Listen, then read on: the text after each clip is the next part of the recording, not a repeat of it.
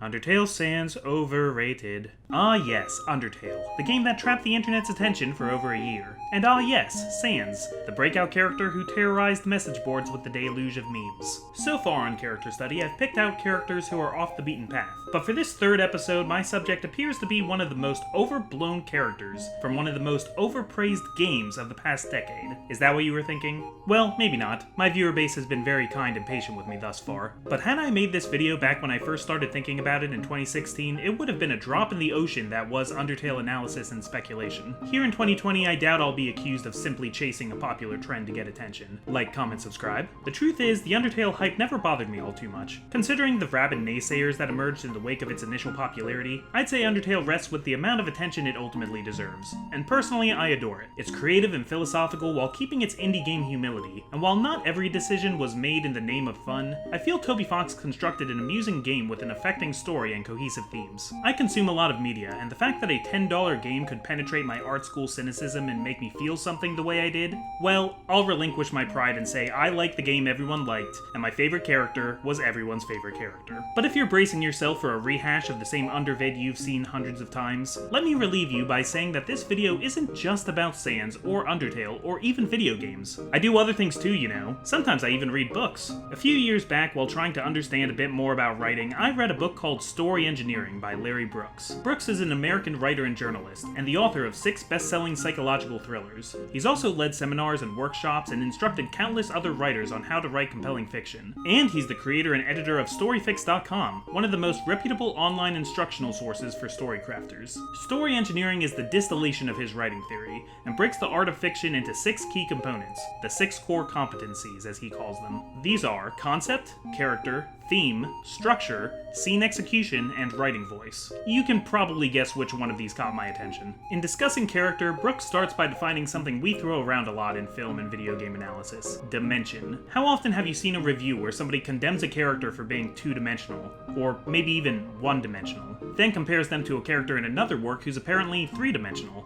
Because they seem like they're one way but turn out to be another? Or because they meet some requisite importance to the overall plot? First reading this book at the same time Undertale's merits were so debated online, I noticed a lot of this same uninformed discussion around the game's characters, especially Sans.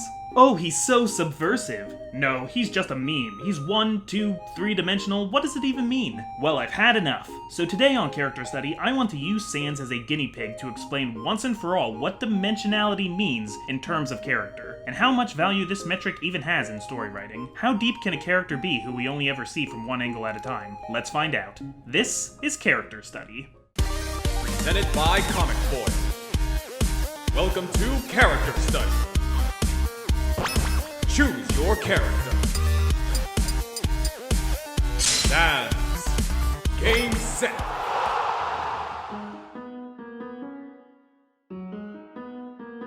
Before getting into the nitty-gritty, I'll start by describing the player's progression through a run of this RPG. Undertale takes place sometime after a major race war between humans and monsters, in which monsters lost and were exiled to live in the dark recesses of the underground. Players control Frisk, a human child who has fallen into the underground and must travel through the monster world to return home. Monster, here, refers to any sentient non-human, including but not limited to ghosts, seahorses, talking spiders, and sword-toting canines. They aren't monsters in the sense that they are bad or immoral necessarily, they're just the beings an adventurer might encounter in the underground. The journey through Undertale can be divided into 5 major segments. You meet a number of wacky characters along the way, but in each area one stands out as your main point of interaction through that zone, the area ending with a boss fight against them. Toriel, Papyrus, Undyne, Hotland flips the script a little bit with your unhelpful ally Alphys being the creator of the area's nemesis Mettaton, and for the shortest segment, King Asgore. So where does Sans fit in? Toby Fox displays some incredible restraint by saving Sans' introduction for the second area. After a showdown with Toriel that, for first-time players, might not have gone very well, you find yourself pursued by this shadowy figure, mounting the tension for the emotionally vulnerable player. But then he greets the player with an outstretched whoopee cushion and immediately undercuts his own tension. This is Sans, a vertically challenged skeleton with no care in the world and a permanent troll face. Seconds after meeting him, Sans hides you from his younger brother Papyrus, who wants nothing more than to capture a human and will serve as this chapter's main antagonist, albeit a pretty funny one. Sans takes a back seat for the remainder of Snowdin, mostly commenting on the Battle of Wits, or lack thereof, as you sidestep all of Papyrus's obstacles and finally face him in combat. If somehow you've gotten this far into the game unspoiled by all the reviews and memes, you might not know what to make of Sans. That introduction was such a moment. It seems Toby really wants you to remember this guy, but all of his screen time has been chewed to pieces by that histrionic sibling of his. So maybe you'd assume he's just a minor character, but still have some underlying suspicion that he's kind of important. How important he is depends a lot on you, however, because as you probably know, this game has multiple routes. Combat in this game is centered around timing-based attacks and bullet-dodging defense, with several additional options specific to each enemy. As all the monsters are sentient creatures, you're given the choice to distract, charm, or reason with everyone you face,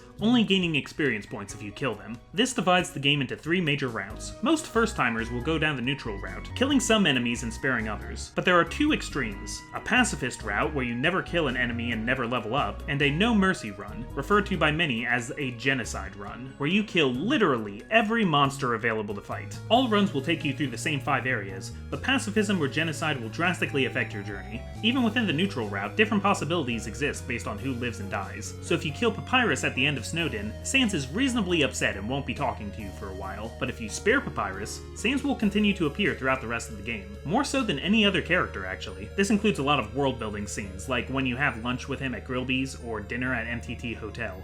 A lot involving food now that I think about it. Either way, he's never the main focus outside of these small occurrences. Before your final fight with Asgore, Sans appears before you in a church sanctuary and more or less lectures you on your choices, explaining how experience points and level in this world's metaphysical model represent how much you've killed and how cold and hardened you've become. Again, he's in silhouette, harkening back to his first enigmatic appearance, and now presents himself in the role of some kind of cosmic judge, having watched you from afar this whole time. This is where his name gets a little more clever. You'll probably notice all of Papyrus's dialogue is written in Papyrus font, and Sans speaks in Comic Sans. This is actually inspired by Helvetica, a webcomic by J.N. Weedle starring a skeleton named after a font. But also, Sans is named after the Sanzu River, a location in Japanese Buddhist tradition where souls would be judged for their life's offenses before crossing into the afterlife. Fun fact, the Sanzu River is also a major location in the Touhou series, and seeing as Toby was inspired by Touhou for its bullet hell gameplay, this is like a reference spiderweb. Defeating King Asgore will get you a surprise final boss and one of over 20 endings depending on smaller choices in the campaign, most of which are conveyed to you by Sans over a cell phone with varying degrees of salt. That is, if you did a neutral run. A true pacifist run asks you to go back and better befriend Papyrus, Undyne, and Alphys before facing Asgore,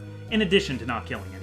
Then you'll have another fight with Flowey, who turns out to be the long-lost Prince Azrael. Wow, that's a huge twist revealed very casually, but not what I'm here to talk about, so let's keep moving. By your side in this fight are 6 characters that are now framed as your most pivotal allies. The bosses of the game's 5 parts, with Alphys standing in for Mettaton, and Sans, who's just kinda chilling out with Papyrus. He was never an antagonist like the others, but yeah, he's pretty important, makes sense to have him here. If you went for a genocide run, well, now he's an antagonist. Your judgment goes very differently, as Sans turns out to be the most difficult boss through a combination of ridiculous power and properties that bend the rules of the game. Who knew Sans was so strong? Well, there's a lot of signs, and chances are you were spoiled for this anyway because everyone was talking about it. So yeah, 3 paths, 3 different roles for Sans. Judge, ally, and enemy. That makes him 3-dimensional, right? Well, that's not really how it works, so it's about time we define these dimensions. To summarize Larry Brooks, a character is an amalgamation of traits, and traits can be either 1, 2, or 3-dimensional. So a 3-dimensional character is a character with 3-dimensional traits. They might also have 1-dimensional traits, but the dimensionality of the character is denoted by the highest order of traits they exhibit. So,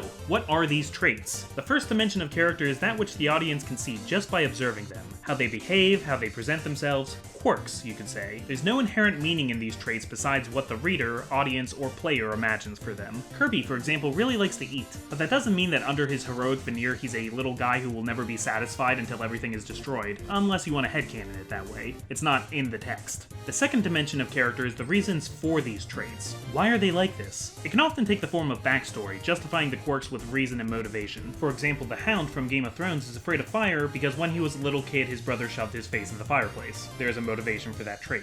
The third dimension of character, in Brooks's words, shows us who they really are, how their character changes as a result of the story, what traits grow stronger or weaker when the stakes are high. Second level allows for character study, but third allows for a character arc. Will this villain restore their family honor like they've been talking about the whole time, or will they team up because they've learned how to be nice? Stuff like that. Now that we've got an outline, a skeleton if you will, let's get Sans on the operating table and see what kind of meaning we can extract. Dimension by dimension, let's crack this skull.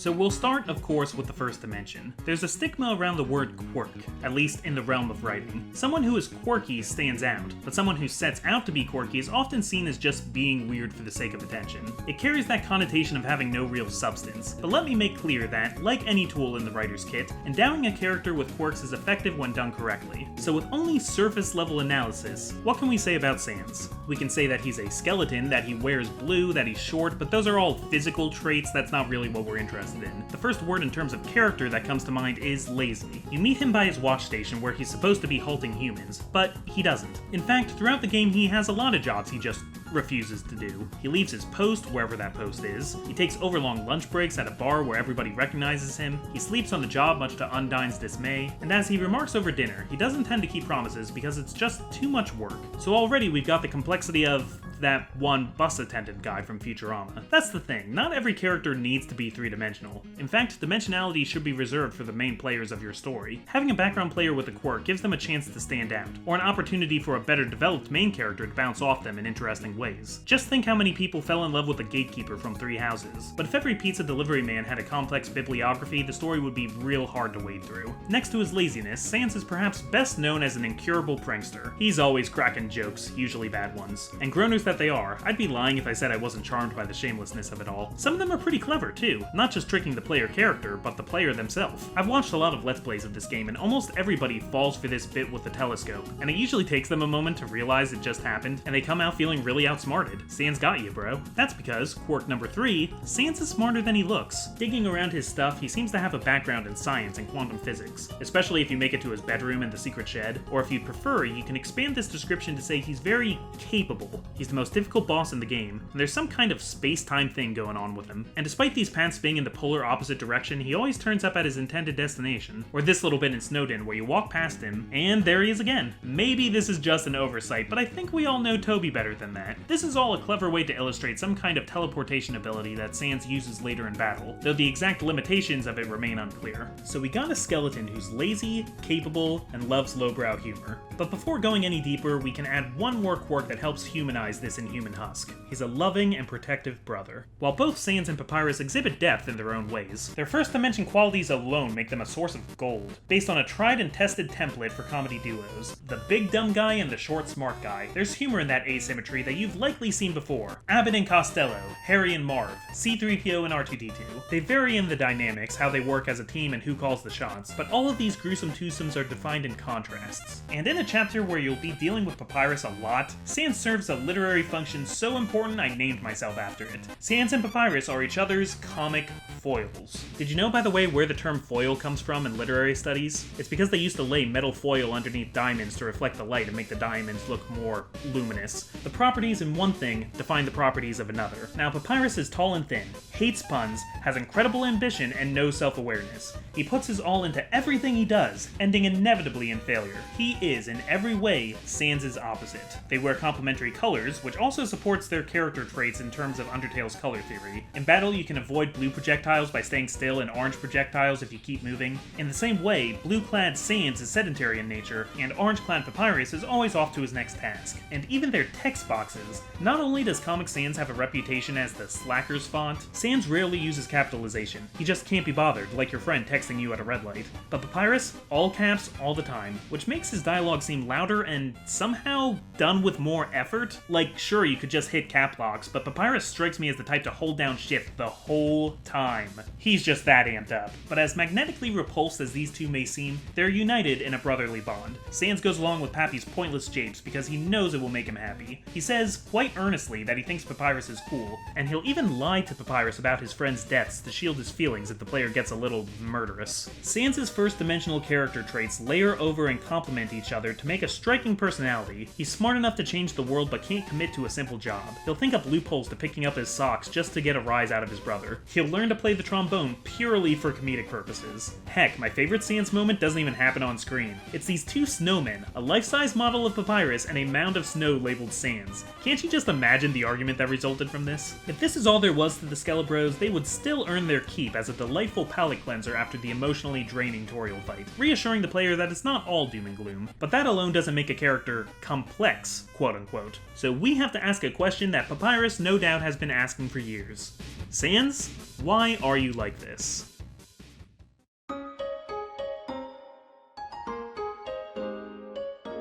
As I said before, not every character needs justification for their character traits. It's okay to have a new guy who's peppy and ambitious, or a jock who bullies the weaker kids. These characters have their place, but if you want to use a character to explain any sort of theme, you're going to want a second dimension to explain why they have a certain outlook before the plot can challenge them. Occasionally you'll see a lesser story try to skip this step, having a mean character that at the last moment does something nice, or the team coward summon up his courage when the team needs him most. That's not a character arc so much as a character line. And if you didn't take the time to explain their flaws, it can feel bewildering or random to see them overcome. Do you remember this one early era Family Guy gag? No, and if you come any closer, I'll slice you. Okay. Man, what a badass. Yeah? Well, that badass just gave half his paycheck to orphans. Orphans with diseases. Imagine if this happened in an actual show. It would be pretty hard to take seriously. I'm not saying it absolutely cannot work. One interesting example is from Sam Raimi's Spider-Man, when sleazy journalist J. Jonah Jameson, in a sudden supervillain attack, chooses to protect Peter Parker rather than give his name over to the Green Goblin. I actually love this scene. JJ is very 1D in this movie, but this weird act of heroism suggests a nobility we didn't see before. But some audiences found it an odd moment because we never explore this headspace to see why he would do this. If the character's 1D traits seem out of place, the viewer usually wants some kind of explanation, often in the form of backstory. Problem is, we don't have much of a backstory for Sans, or Papyrus, not a clear one at least. The only origins we hear is by talking to this shopkeeper in Snowdin, and she doesn't really know either. They just showed up one day and asserted themselves, apparently. Asgore, Toriel, Flowey, even Alphys have concrete descriptions of their past that led them to this point in the story, but Sans remains an enigma. We don't know his backstory, but that doesn't mean he doesn't have one. It's clear Toby Fox has a particular fondness for Sans. I wouldn't call him a self-insert. Toby usually uses this dog to represent himself in-game. But seeing as Sans' theme song is Megalovania, a composition Toby has used for 3 different projects now, it seems like Toby has a particular soft spot for Sans, and I'd be surprised if he didn't have Sans' life all figured out. That doesn't mean he has to tell us, though. Larry Brooks describes this as the iceberg principle. As a writer, it can be tempting to overload your reader with every little detail of a character's past, and that's kinda dangerous. Just look at the last decade of J.K. Rowling tweets. There's such a thing as fictional TMI. Larry Brooks recommends that you tell the reader only what they need to know about the character, while still motivating them with the wealth of secrets below the surface. Just make sure the reader knows enough that the character's decisions don't feel chaotic stupid. Toby likes to give us little hints that are arguably even more effective than a full backstory. Sans will remark in battle that he's given up on going home. The heck does that mean? There's also a picture of him and some other unnamed people in his lab, and he's got this covered up super machine. Then there's this whole business with W.D. Gaster, another font-named skeleton science guy that exists only as fragments in the game's code left for data miners to discover. I don't want this to turn into a theory video, so let's keep our distance there, but suffice it to say, there's an air of mythos surrounding Sans, one that mystery-obsessed fans latched onto, and the resulting forum discussions are a big part of what kept Undertale in the cultural zeitgeist for so long. We don't know exactly why Sans does science or how he got his powers, but we do have hard evidence that adds a second dimension to his 2 main traits, and you don't need a backstory to understand it. He'll straight up tell you. At some point, probably involving Gaster or that mystery machine in the shed, Sans became aware of the nature of his world, and that there are people like you, the player, with full control over it. They never quite say he knows he's a video game character, but that's the gist of it. The idea crops up a few other places in the game. Both you and Flowey have the ability to save and reload checkpoints, essentially time traveling, thanks to what Dr. Alphys calls determination. That's a fun meta-narrative concept, only the player really has free will. Sans can't seem to time travel, but he's obviously aware that others can, and on repeat playthroughs he'll remark several times that your actions don't make sense unless you've somehow lived this before. Maybe that also explains how he's able to teleport and all, space-time being interrelated. His ridiculous power in battle is partially just self-awareness, refusing to stand still when it's your turn to attack, superseding invincibility frames, even attacking while you're scrolling through your menu. But it's also why he can't apply himself to anything productive, because no matter what he does, he knows his timeline will eventually be reset. Nothing he'll do will matter, everyone will forget. So why do anything? Why work a job catching humans if he doesn't want to? Why waste his energy making traps if he doesn't enjoy it? Why build a snowman of himself? what's the point? This also fills in a so-called plot hole I see a lot of fans cite. In the true pacifist ending, Sans and the other main characters get ensnared by Flowey, forcing you to save them one by one. And, well, how did Sans get captured if he's so freaking powerful? Can't he teleport away or hit Flowey with an armada of bones? Well, he could, but honestly, why should he? Yeah, he's probably more powerful than Flowey, or Azrael afterwards, but if Azrael wins, he'll eventually get bored and either reset or delete the universe again. And if you win, you'll do the same thing, so Sans doesn't bother. What's interesting is this doesn't make him overly bitter either. He lives a life of what philosophers might call Epicureanism. He doesn't seek wealth or power, just what makes him happy in the current moment, because who knows what the next moment has in store. And while that mostly means fart jokes and drinking ketchup, it also means buying you lunch, and especially making Papyrus happy. Writing notes to him from Santa Claus, keeping him busy with an ultimately meaningless human hunt. Sans has found a small but sustainable happiness in his absurdist nightmare. And once you understand all this, everything Sans does feels a bit more meaningful. To us, at least. To him, none of it's meaningful. People love pulling quotes from the Sans fight for how depressing they are, but here's the one I find the saddest. It's when you save him and Papyrus in the final battle in the pacifist run. You're shaking everybody out of a haze of their worst neuroses, you snap them out of it, and Sans says, "Nah, I'm rooting for you, kid." Next to Papyrus's all-caps declaration, that feels real small, but I think that's the most enthusiasm Sans can muster. Behind the smile is a sad, sad man. In fact, that's why he smiles. There's your second dimension. Or, is it possible for him to not smile? Like, can he actually move his face into a frown? I'm not really sure about that.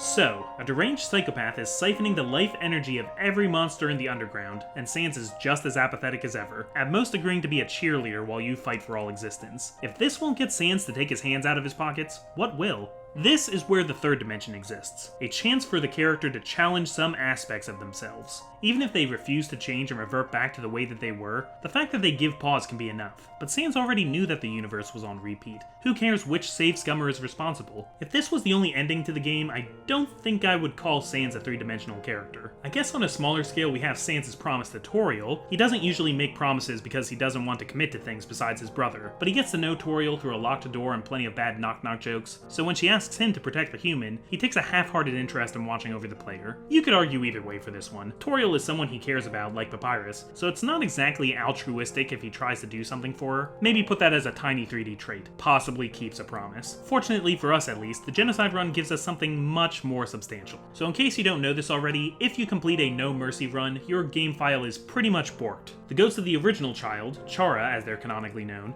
escapes the underground and you get this death screen, which can only be bypassed if you sell your soul. Things seem to return to normal, but even if you restart the game and go full pacifist, Chara will now invade any happy ending. Without uninstalling the game or some intrusive data alteration, you can't outrun the choice you made. Reality will just suck forever. And that is where Sans draws the line.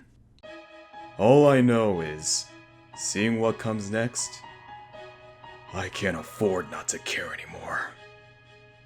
And that's it, right there. The third dimension. Not so hard, was it? A guy who could have been the next royal scientist but won't even bother to make his bed. Now fighting until the bitter end, until he's drenched with sweat, until he can't even keep his eyes open, throwing out every trick in the book. You've seen this fight online before. I'm sure you've seen how he dunks on you if you agree to stop fighting, all of the unfair BS associated with this fight. But unlike most final bosses, his clarity changes his approach to fighting you. When you play a game like, let's say, Uncharted 2, Lazarevic has a simple goal, to try and kill you. He doesn't know that you'll just reload after you die, that you only need to win once and that's the future you're going with. Sans knows killing you isn't enough. He has to convince you to stop retrying, make you decide that beating him really isn't worth it. He tries frustrating you, humiliating you, and in the end attempts to bore you, all to get you to leave his timeline forever. Unfortunately, if you've made it through the slog that is the No Mercy run to get here, you probably have a lot of patience. Sans has some unfair advantages, but you have determination. All Sans can hope to do is instill in you the same sense of apathy for Undertale that he's felt for so long. But the truth is, Sans still must have a little hope in there, a wisp of a dream for things to be better again. Or he realizes that living in a time loop with some unhappy endings is better than a time loop with all unhappy endings. Sans isn't a total nihilist, he still cares about things. He cares about his jokes, about Papyrus, about Toriel, and perhaps to some extent, about you. He knows this time loop he's trapped in will probably never end, but once you hit level 20, it's a sure thing that a bright future can never exist. It's a small difference between probably won't and never will, but Sans fights for it. And in this moment, even if we still don't know everything about Sans, we truly understand him. You can't understand how this feels, knowing that one day, without any warning, it's all going to be reset. Look, I gave up trying to go back a long time ago, and getting to the surface doesn't really appeal anymore either. 'Cause even if we do, we'll just end up right back here, without any memory of it, right? To be blunt, it makes it kinda hard to give it my all. Or is that just a poor excuse for being lazy? Hell if I know. All I know is, seeing what comes next, I can't afford not to care anymore. Well, I'm glad we can put this argument to rest. Sans is objectively a well-written character, right? No, of course that's not how it works. There's no objective ruling for that. We can look at how well a writer follows the rules, but even Brooks admits that following his guide won't bring your story or characters the X factor that makes it successful, and nothing is going to be successful for everyone. If it were that easy, all stories would be great. Like here, let me give you another three-dimensional character. Remember that CGI movie Trolls, the Grey Troll? So, in that movie he doesn't like singing, and then later you find out that the reason why he doesn't like singing is because he thinks that singing killed his grandma. But, at the end, he learns to be happy and sing. Having overcome this adversity is a three-dimensional trait. Does that make him a good character or Trolls a good movie? I would argue no. If there's one misconception I want to avoid, it's that being three-dimensional automatically makes a character exceptional, or that a character can't be well utilized if they aren't three-dimensional. A puzzle needs different shaped pieces to be full, just as you need a nice cream guy or an onion san to fill out your cast. Sans is three-dimensional, by definition, but that's not why people love him so much. And for that matter, it's not because of the self-aware humor either. Being meta isn't some skeleton key to good writing, and I've played plenty of games where it's gone horribly wrong. Toby Fox wrote a character with dimensionality, with traits that are justified and then challenged, but more importantly, he placed this character in a setting amongst other characters and game mechanics that allow him to shine. It's things like his jokes that are so smart and so dumb at the same time, or his surprisingly wholesome dynamic with his little brother. But furthermore, Sans' disposition meaningfully complements the themes of the game. Undertale is a game about determination. If you put your mind to it, you can do amazing things. Wonderful things, horrible things. And this tests you against the determination of others. Toriel tries to supersede your choices because she thinks she knows better than you. Papyrus holds to his dogmatic human hunting even when he's questioning those values. Asgore does something he knows is wrong in a desperate attempt to hold on to hope. Every battle gives you a choice, either to put your goals above the whims of others, trampling them into experience points to make your job easier, or the often harder, arguably more interesting avenue, to find a way that your goals can align. Even in a random encounter, pacifism asks that you observe a monster's quirks, understand why they act this way, and appease them so that they no longer want to harm you. In essence, Undertale's pacifist run asks that you treat these monsters as three-dimensional characters. Now, I'm not saying that, like, Tsundere Plane is a landmark in writing worthy of its own character study, but it shows the level of care Toby has put into simple but robust design, and hopefully illustrates that being a three-dimensional character doesn't automatically make you complex or deep. It might just make you Tsundere Plane, but of course there's an exception, because unlike most of the friends you meet along the way, Sans is not determined to do much of anything, and only in the most extreme and bizarre circumstances can you change that. And ironically, those circumstances are when you have to destroy him and disregard what he wants. Is it any wonder that the most difficult challenge for you and your determination is a being of pure indifference? Well, even inside that indifferent husk, in that tired meme, is a tenacious shred of humanity. If you want to have a bad time finding it.